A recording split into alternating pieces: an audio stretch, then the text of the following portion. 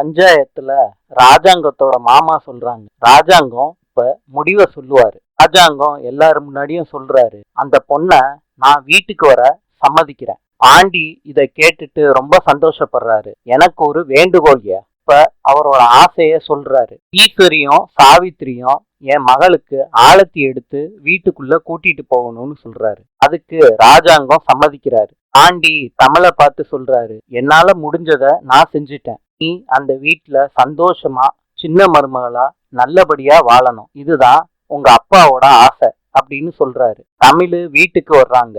வலது காலை எடுத்து வச்சு வர்றாங்க. அப்ப வீட்டுல இருக்கவங்க எல்லாம் தமிழை பார்த்து கோவப்படுறாங்க.